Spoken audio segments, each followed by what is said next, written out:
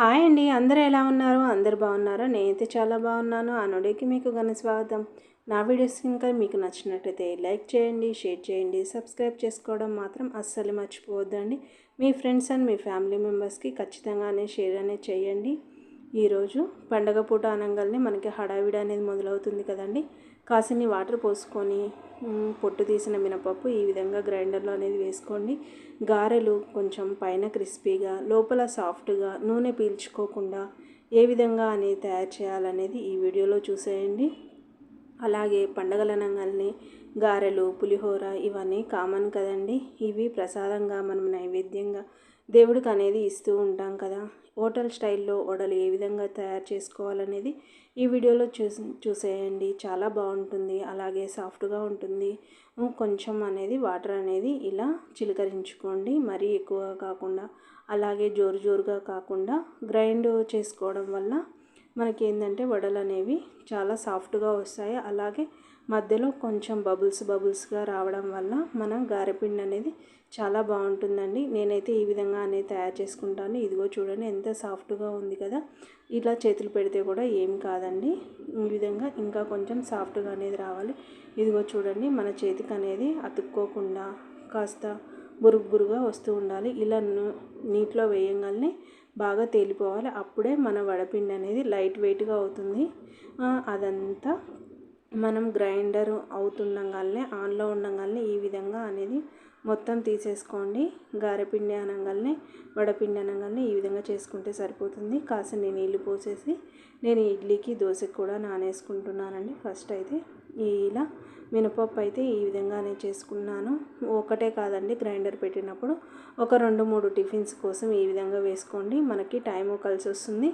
అలాగే మనము గ్రైండర్ అనేది ఆన్ చేసిన తర్వాత ఇలా 2-3 సార్లు పిండిలు అనేది ఇలా పెట్టుకోవడం వల్ల టైం కలిసి వస్తుందండి. అలాగే అది కడిగేది కూడా మనకి రిస్క్గా అనిపించేది. ఇదిగో చూడండి ఇంత సాఫ్ట్గా ఉండాలి. వడపిండి అనేది చాలా లైట్ వెయిట్గా ఉండాలి. ఒక బాక్స్లో తీసుకొని ఫ్రిడ్జ్లో అయితే పెట్టేసుకుంటున్నాను. ఇప్పుడైతే ఇంకా పండగ అనగానే ఇది భక్షాల పండుగ కదండి. అందుకోసమే నేను 1 కేజీ అనేది పప్పు అనేది నానైతే పెట్టుకుంటున్నాను. ఈ విధంగా ఒకసారి కడిగిన తర్వాత కొంచెం పసుపు అనేది వేసుకోండి. కొంచెం కలర్ఫుల్గా ఉండడం కోసం కొంచెం ఆయిల్, 1 స్పూన్ ఆయిల్ అనేది వేసేసుకొని చక్కగా నీళ్ళు అనేది పోసేసుకోండి, తగినన్ని నీళ్ళు. ఈ విధంగా వేసేసుకున్న తర్వాత ఒక 5-10 నిమిషాలు అనేది పక్కకు పెట్టేసుకోండి. అలాగే నేను పులిహోర చేసుకోవాలి కాబట్టి బియ్యం అనేది కూడా కడిగేసుకుంటున్నానండి. మనం ఇలాగా చేసుకోవడం వల్ల మనకి టైం సేవే కాదండి, అన్నీ కలిసి వస్తాయి. అవి 2 అయ్యేలోపు నేను అనేది పిండి అనేది ఈ విధంగా తడుపుకుంటున్నాను. మనకి పిండి ఎంత లేదన్నా ఒక అరగంట సేపు నానితే మాత్రం బాగా అనేది వస్తుందండి. బాగా అంటే సాఫ్ట్గా మంచిగా మనం భక్షాలు చేస్తున్నాం కాబట్టి చెప్పిన విధంగా వస్తాయండి. ఈ విధంగా అనేది కొంచెం ఆయిల్ పోసేసుకొని చక్కగా కలిపేసుకోండి. నేను 1/2 కేజీ మైదా పిండి అనేది తీసుకుంటున్నాను. పూర్ణం అనేది ఎక్కువగానే నానబెట్టుకున్నానండి. కావాలంటే నేను పూర్ణాలు కూడా చేసుకుంటాను. ఈ విధంగా కొంచెం నీళ్ళు పోసుకొని కాస్త గట్టిగా కాకుండా అలాగే జోరుగా కాకుండా మధ్యస్థంగా కలుపుకోండి. మన చపాతీ పిండి కన్నా కాస్త ఈ విధంగా ఉంటే సరిపోతుంది. మైదా పిండి కదండి, కొంచెం సాఫ్ట్గా స్మూత్గా అనేది ఉంటుంది భక్షాలకి. కొంతమంది పోలేపిండి అవన్నీ కూడా కలుపుతారు. 2 ఈక్వల్గా అది కలుపుకున్నా బాగుంటుంది. కానీ నేను ఈసారి అయితే మైదా పిండి పెట్టి చేస్తున్నాను. చిన్నపిల్లలు ఉన్న వాళ్ళైతే కొంచెం గోధుమ పిండి అనేది ఉపయోగించి అయితే చేసుకోండి, అది మీ ఇష్టం అండి. ఈ విధంగా కాస్త నూనె వేస్తే కొంచెం సాఫ్ట్ అండ్ స్మూత్గా అవుతుంది. ఇది నానితే ఇంకా బాగుంటుంది. ఇదంతా పక్కకైతే పెట్టేసుకోండి. ఈలోగా మనకి ఈరోజు ఉగాది కాబట్టి కాస్త మనం మామిడికాయ పులిహోర అనేది చేసుకుందామండి. పైన చెక్కు ఈ విధంగా తీసేయండి. ఒక ప్లేట్ పెట్టుకొని తీసుకుంటే మళ్ళీ ఆ చెత్తను అనేది మళ్ళీ క్లీన్ చేసే అవసరం లేకుండా ఆ ప్లేట్ అంతా కడిగేస్తే సరిపోతుంది కదా. ఈ విధంగా అనేది టైం అనేది కొంచెం అయితే సేవ్ అయితే అవుతుందండి. పండగ పూట ఏ హడావిడి లేకుండా ఏ ఇబ్బంది లేకుండా ఈ విధంగా అయితే తురిగేసుకోండి. నాకు ఈ 1 కాయ అయితే సరిపోయిందండి. ఎందుకంటే చాలా పుల్లగా ఉంది ఈ మామిడికాయ అనేది. ఒక 2 స్పూన్లు అయితే సరిపోతుంది. మనం పండగల అనగానే ఫుడ్ ఎక్కువ చేస్తాం కదా, అలా వేస్ట్ చేసుకోకుండా మనకి తగినంత మోతాదులో ఫుడ్ అనేది తయారు చేసుకోండి. ఈ విధంగా కాసిన్ని పల్లీలు అలాగే ఎండుమిరపకాయలు అనేది వేయించుకుంటున్నాను. ఇది గారెల్లోకి పల్లి చట్నీ అనేది చేస్తున్నాను కదండి. నైవేద్యం పెట్టిన తర్వాత మనమే కదండి తినేది. ఈ విధంగా చట్నీ అయితే కావాలి కదండి. ఈ విధంగా చట్నీ అనేది వేయించుకుంటున్నాను. అలాగే అన్నం కూడా రెడీ అయిపోయింది. ఈ విధంగా కొంచెం ఆలోచనతోటి చేస్తే మనకి వంట అనేది త్వరగా పూర్తవుతుంది. అలాగే ఇంకా కాలేదు అనే బాధ అయితే ఉండదండి. నేనైతే ఈ విధంగానే చేసుకుంటాను. కాస్త హడావిడి లేకుండా, కాస్త పూజ అనంగానే ప్రశాంతంగా చేసుకోవాలి, మనస్ఫూర్తిగా చేసుకోవాలి. పిల్లలు ఉంటారు, పెద్దలు ఉంటారు, అందరూ ఉంటారు కదా. కాసిని శనగపప్పు అలాగే కొంచెం ఎండు కొబ్బరి అనేది వేసేసుకోండి. చక్కగా ఫ్రై అనేది చేసుకోండి. ఈ విధంగా చేసుకుంటే మనకు టైం సేవ్ అవ్వడమే కాదండి, కొంచెము మనకి మనస్ఫూర్తిగా అనేది చేసుకుంటాము. దేవుడు ప్రసాదం అనగానే ఈ విధంగా కొంచెం వెల్లుల్లి అనేది వేసేసుకొని చక్కగా అలా చల్లారనివ్వాలి. కొంచెము ఆయిల్ అనేది వేసేసుకోండి. ఈ విధంగా ఆయిల్ వేసేసుకున్న తర్వాత ఇప్పుడు మనము పోపు దినుసులు ఉంటాయి కదా, పోపు దినుసులు అన్నిటిని వేయించుకోండి. నేను పులిహోర అనేది చేస్తున్నాను. పోపు దినుసులు కొంతమంది ఎక్కువగా తింటారు, కొంతమంది తక్కువ తింటారు. అలాగే ఇదే బాండిలో అనేది వేసుకోండి. మనకి ఒక గిన్నె అనేది తోమడం అనేది తక్కువ అనేది అవుతుంది కదండి. పండగ పూట అనగానే గిన్నెలు ఎక్కువ పడతాయి, అలాగే పని ఎక్కువగా ఉంటుంది. అన్నిటికన్నీ చేసినా కానీ పని అనేది చాలా ఎక్కువగా ఉంటుంది కదా. ఇలా అనేది చేసుకుంటే కాస్త ఈజీగా అనేది ఉంటుంది. పల్లీలు అనేది వేసుకుంటున్నాను చూడండి. కొంతమంది ఇంట్లో ఎక్కువగా తింటారు, కొంతమంది ఇంట్లో తక్కువగా తింటారు కదా. ఈ విధంగా అనేది పల్లీలు అనేది నేనైతే వేసుకొని వేయించుకుంటున్నాను. అలాగే కాస్త కరివేపాకు. మామిడికాయ పులిహోర అనేది ఖచ్చితంగా ఉగాది పండుగ రోజు చేసుకొని అయితే తింటారు కదా. పులిహోర కూడా చాలా బాగుంటుంది. కొంచెం లైట్గా ఇంగువ అనేది వేసుకోండి. ఇంగువ వేస్తేనే కదండి పులిహోర అనేది పర్ఫెక్ట్గా కుదురుతుంది. అలాగే తగినంత ఉప్పు అనేది వేసుకోండి. సరిపడినంత ఉప్పు వేసుకున్న తర్వాత ఒక్కసారి అనేది కలిపేసేయండి. అలాగే మనం తురుము పెట్టుకున్న కొంచెం అనేది మామిడికాయ తురుము అనేది ఉంది కదండి, అదైతే వేసేసుకోండి. నేనైతే కొంచెమే చేసుకుంటున్నాను కాబట్టి ఈ విధంగా. అందుట్లో మామిడికాయ అనేది చాలా పుల్లగా ఉంది, కొంచెం పసుపు అనేది వేసుకోండి. ఆ పులుపుని బట్టి అనేది పులిహోర అనేది కలుపుకోండి. మరీ ఎక్కువ పుల్ల అయితే కూడా మనం తినలేదు కదండి. మన ఇంట్లో ఏ మాత్రం పులుపు తింటారో మామిడికాయ పులుపు అనేది మనకి అప్పుడే అర్థమవుతుంది కదా. ఆ విధంగా అనేది మీరైతే ట్రై చేసి అయితే మీ ఇంట్లో తినే విధంగా అయితే చేసేసుకోండి. ఈ విధంగా నేను అన్నాన్ని అనేది మొత్తం చల్లార్చుకున్నానండి. ఈ విధంగా అనేది పులిహోర కలిపేసేయండి. కొంచెం ప్రసాదమైనా సరే కానీ నేనైతే కొంచెం ఎక్కువగానే చేసుకున్నాను. ఈ విధంగా మనము ఫుడ్ వేస్ట్ చేయకుండా, పండుగలు అనగానే ఎక్కువ చేసుకొని ఫుడ్ అనేది వేస్ట్ చేయకుండా ఈ విధంగా అనేది తక్కువగా చేసుకున్నా సరే కానీ ఒక 4 రకాల అనేది ఐటమ్స్ అనేవి చేసుకోండి. ఈ విధంగా ఇదిగో చూడండి, పిండి కూడా ఎంత మెత్తగా ఉంది కదా. కొంచెం అనేది ఆ గిన్నెలోకి తీసేసుకుంటున్నాను.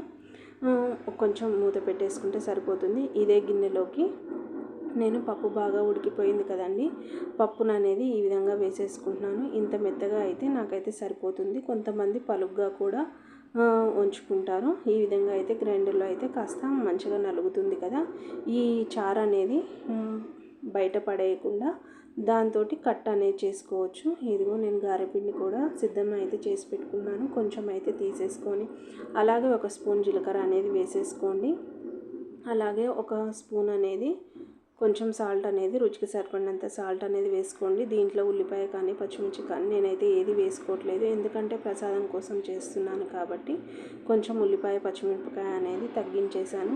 అందుకోసమేనండి నేనైతే కొంచెం చట్నీలోకి కాస్త ఎండుమిర్చి అనేది ఎక్కువగా వేసుకొని అయితే గ్రైండ్ చేసుకున్నాను. ఈ విధంగా మనకి సాఫ్ట్గా ఉండాలి పిండి అనేది. ఇది గ్రైండ్ చేశాం కాబట్టి చాలా బురుగుగా వస్తుంది. ఇలా ఒకసారి తడిచేదిగా అద్దుకున్న తర్వాత నేను ఏ పేపరు కానీ ఏది కానీ అద్దుకోకుండా ఈ విధంగా అనేది వేసేస్తాను. మనకి గారెలు పర్ఫెక్ట్గా ఎర్రగా ఎలా రావాలి, హోటల్ స్టైల్లో కానీ లేదంటే ఇప్పుడు బండి మీద అమ్ముతున్నారు కదా ఆ విధంగా పైన చాలా క్రిస్పీగా లోపల చాలా సాఫ్ట్గా ఇలా నోట్లో వేసుకోగానే అలా కరిగిపోయే విధంగా, ఏ విధంగా నూనె తక్కువగా పీల్చుకోవాలి, ఇన్ని కండిషన్ల మీద మనం అనేది వడ అనేది చేసుకోవాలి కదా. ఈ విధంగా అనేది వడ అనేది చేసుకుంటే చాలా సాఫ్ట్గా ఉండడమే కాదండి, ఇలా నోట్లో వేసుకుంటే అలా కరిగిపోతుంది. అలాగే మనకి హోటల్ స్టైల్లో ఏ విధంగా అనేది ఉంటుంది, ఎక్కువ ఆయిల్ పీల్చుకోకుండా పైన క్రిస్పీగా లోపల సాఫ్ట్గా. ఇదిగో చూడండి, ఈ విధంగా ఆయిల్ కూడా ఏ మాత్రం అంటుకోకుండా అనేది ఏ విధంగా తయారు చేసి చూపిస్తాను. మీరు కూడా మీకు నచ్చితే మాత్రం ఒకసారి అనేది ట్రై చేయండి. ఈ విధంగా కాస్త ఎరుపు ఎక్కేంత వరకు వేయించుకోండి. నూనె కాస్త తక్కువగా పోసుకొని అయితే చేసుకున్నాను. ఈ విధంగా కాస్త తెల్లగా వచ్చింది కదండి, దీని అనేది ఇంకొకసారి అనేది వేయించుకోవాలి.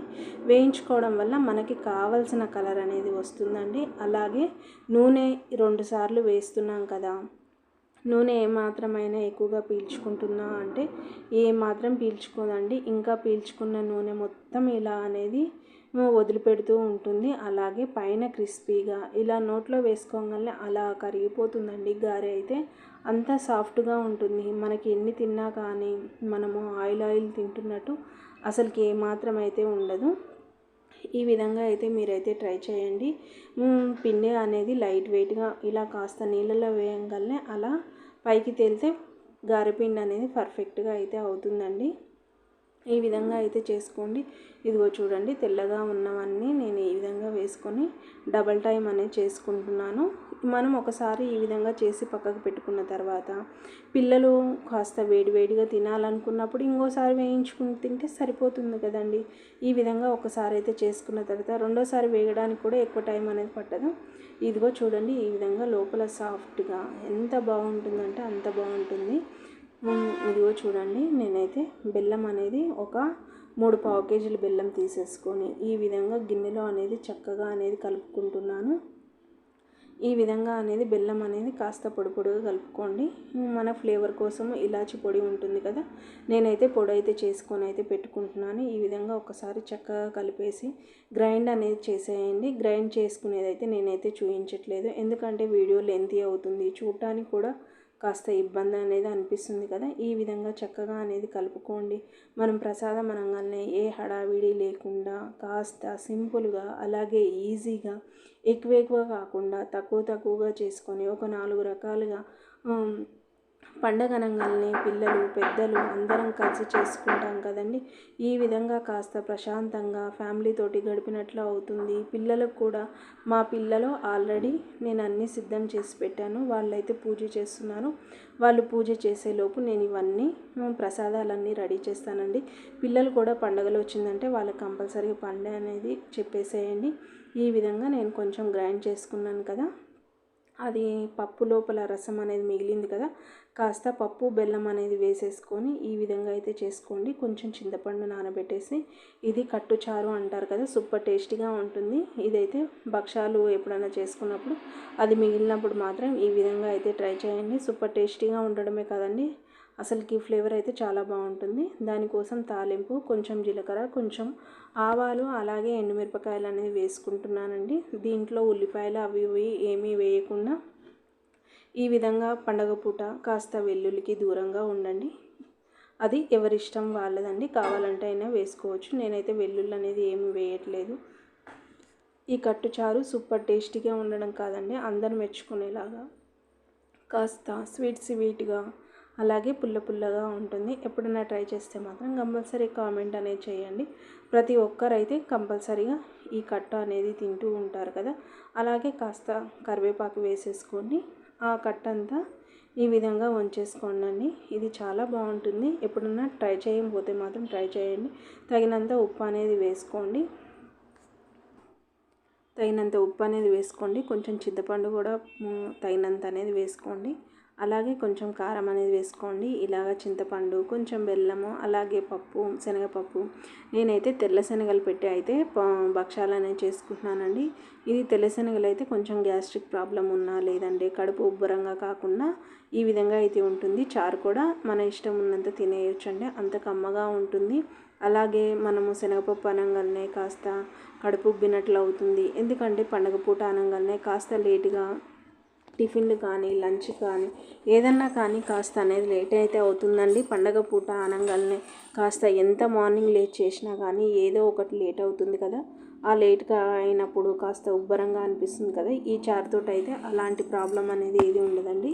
చారు కూడా చూడండి ఎంత చక్కగా ఎసురు అనేది కాగింది కదా. ఇంకా మన చారు అనేది కూడా ఆల్మోస్ట్ రెడీ అవడానికి అయితే వచ్చేసిందండి. స్టవ్ అనేది ఆపేసాను.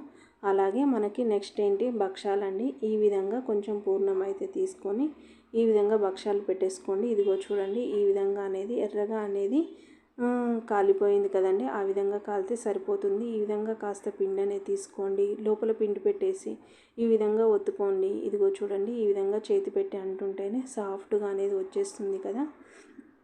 మనకి చపాతీ పీట ఉంటుంది కదా, దీన్ని పెట్టి అనంటే ఇంకా అనేది బాగా వస్తున్నది. మనకి కాస్త శ్రమ తక్కువగా ఉంటుందనే ఉద్దేశంతో నేనైతే ఇలా చేస్తున్నాను. మనం చేతి వేళ్ళు పెట్టుకొని ఒత్తుకున్నా కానీ ఈ విధంగా అనేది వెడల్పు అవుతూ ఉంటుంది. చపాతీ కర్ర అయితే కొంచెం తొందరగా అయిపోతుందండి, అంతేనండి.